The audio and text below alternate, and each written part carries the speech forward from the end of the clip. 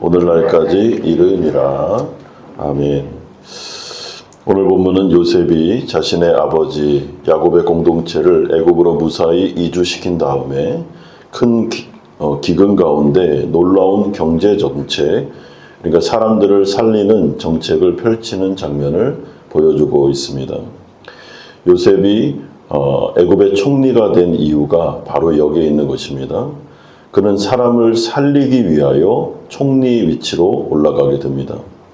야곱의 공동체가 애굽으로 무사히 이주한 이후에 가나안 땅 전역과 애굽 전역에 엄청난 기근이 일어나게 되므로 거기에 있는 모든 사람들이 굶어 죽을 정도의 그런 심각한 상태에 빠지게 됩니다. 13절에서 26절까지를 보시면 애굽의 백성들이 자꾸만 죽는다라는 말을 계속해서 반복하고 있는데, 이것은 이 기근이 매우 심각했다라는 것이고, 이에 애굽의 모든 백성들이 살려달라고 애굽의 총리였던 요셉에게로 나오는 장면입니다. 이에 요셉은 이들을 살릴 총체적인 경제 정책을 발표하고 실행에 옮깁니다. 13절에서 26절까지는 이러한 요구에 따른 요셉의 총체적인 토지 정책, 조세 정책, 경제 정책, 이 모든 것들이 총망라하여 나오고 있는데, 여러분 핵심 골자는 두 가지로 요약할 수 있습니다. 첫 번째는 양식을 살 돈이 없으면 가축을 바로에게 양식의 값으로 내고, 가축도 다 떨어졌으면 토지를 바로에게 팔아 바로의 소장농이 되라 라는 뜻입니다. 이것은 요셉이 결코 애굽의 백성들을 비롯한 가나안 땅의 모든 사람들에게 양식을 공짜로 주지 않음으로 인하여 이들이 응당한 대가를 지불해야 된다라는 것을 말해주고 있습니다. 왜 그렇겠습니까? 그래야 애굽의 백성들이 목숨이 얼마나 귀한지 돈과 가축과 토지와 비교 안 될 정도로 귀한 것임을 이들이 깨달을 수 있기 때문에 그렇습니다. 여러분, 그렇다면 우리의 육신의 생명도 이렇게 귀하다면 모든 것을 다 팔아 너희 생명을 위해서 대가를 지불하라 라고 말하고 있다면, 여러분, 우리의 영혼의 가치는 어느 정도가 될까요? 모든 것을 다 팔아서 목숨을 부지할 정도로 육신의 생명이 중요하다면 영혼의 가치, 영원한 생명을 결정하는 우리의 이 영혼의 상태는 얼마나 중요하겠습니까?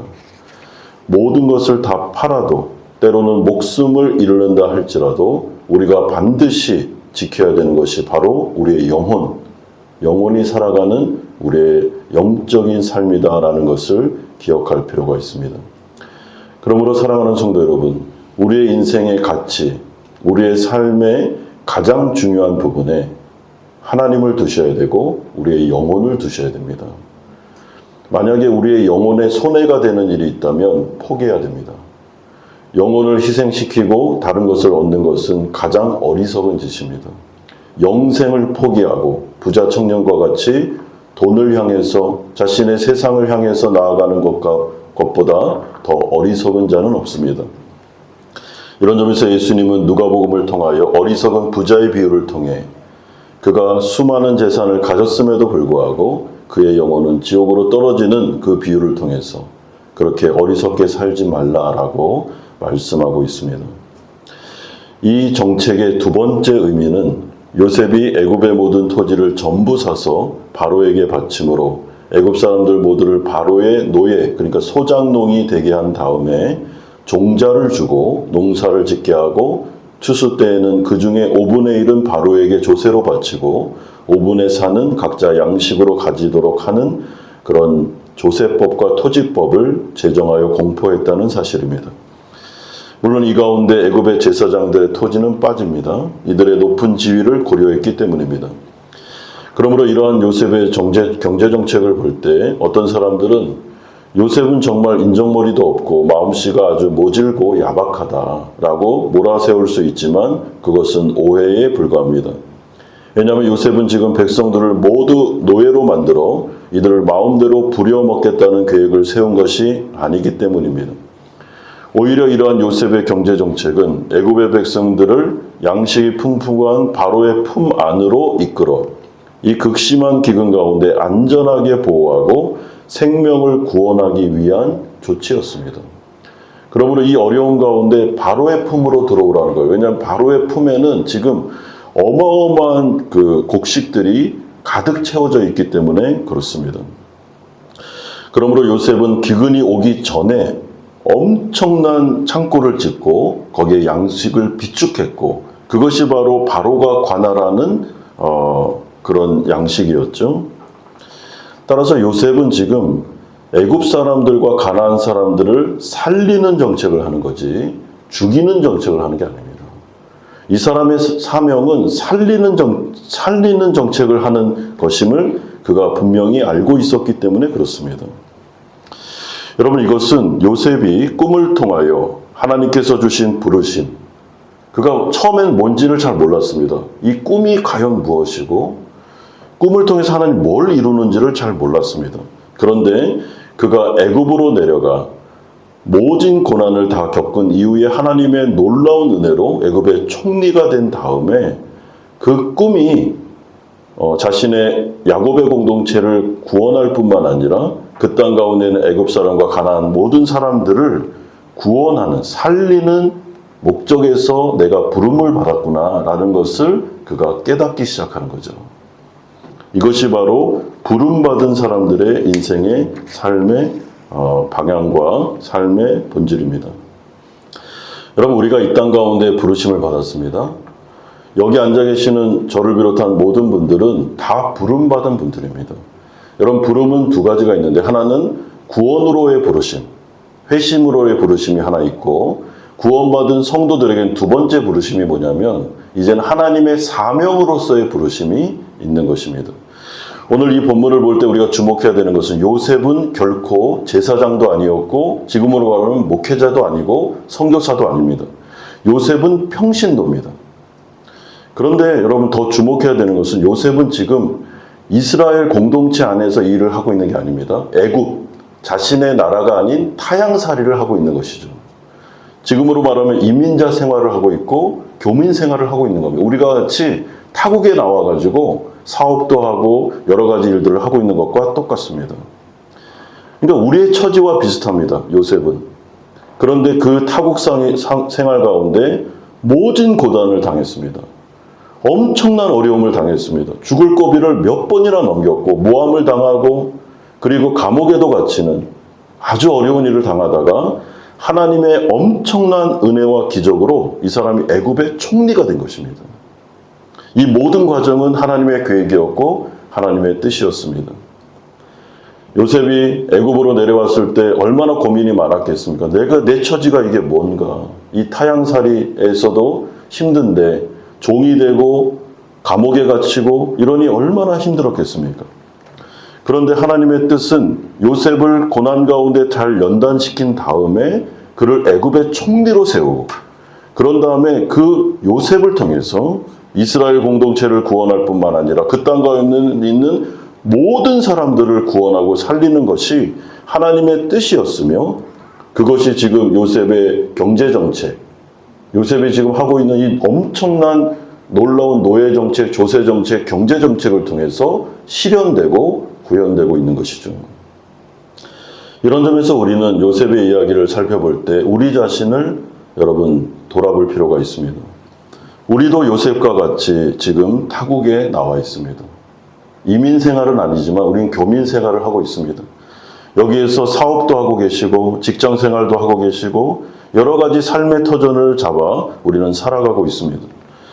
그런데 요셉처럼 우리도 얼마나 많은 어려운 일들이 있었습니까? 조국 대한민국에서 살지 않고 타향살이 한다는 게 얼마나 어렵습니까? 법도 다르고 사람들도 다르고 문화도 다르고 이런 가운데 우리가 부름받아 이 자리에 있는데, 우리 성도님들 가운데는 아마 내가 여기 왜 왔지? 나 여기서 뭐 해야 되지?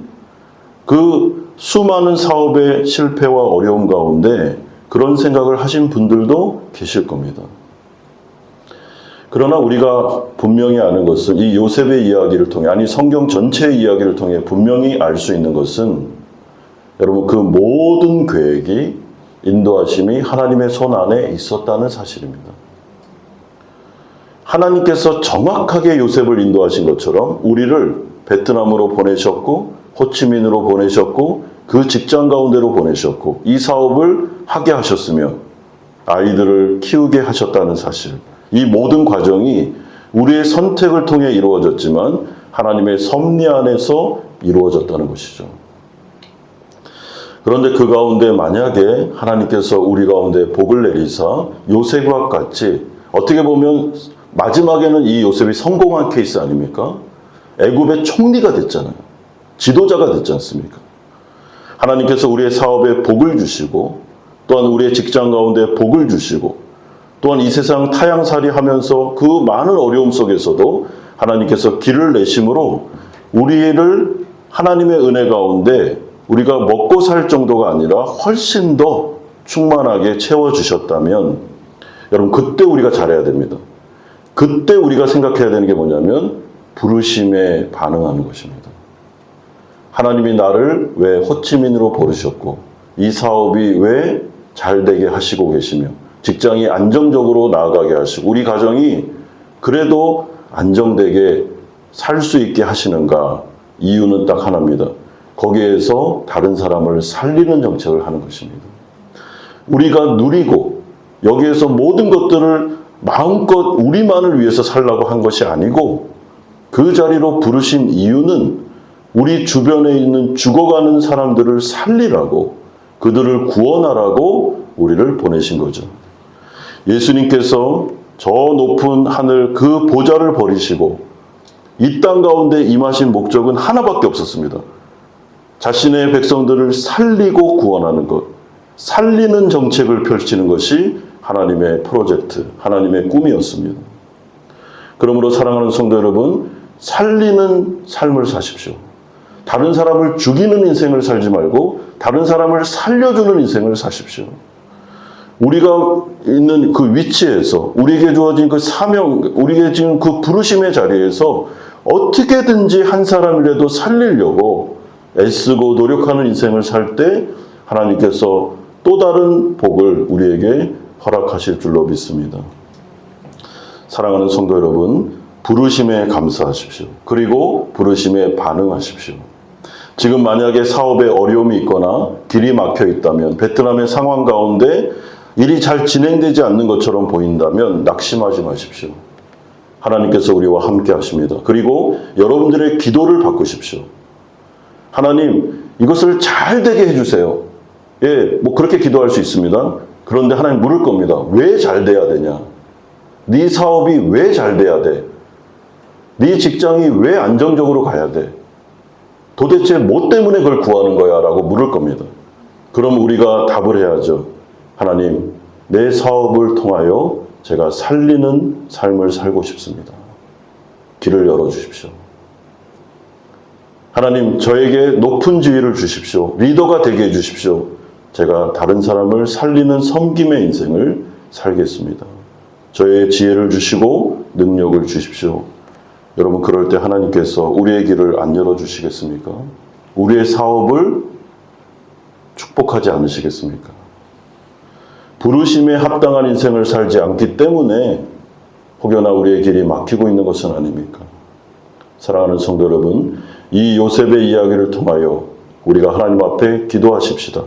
하나님, 우리가 이 베트남 호치민에 타향살이를 하고 있습니다. 이 가운데 우리를 부르셨습니다.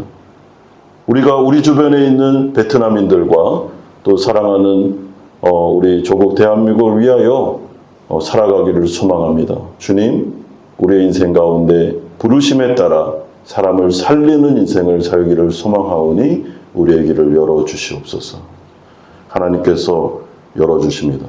그리고 그 일을 하도록 하나님께서 우리의 지위를 높여주시고 우리에게 복을 주시며 다른 사람을 섬길 수 있는 재물도 주시고 위치도 주시고 그러므로 살아가게 하시는 것입니다. 이런 은혜가 우리 모두에게 있기를 소망하고 오늘 기도 제목을 하나님 앞에 아뢰어 드릴 때 내가 다른 사람을 살리는 인생을 살기를 소망합니다라고 기도할 때 하나님 앞에 응답받는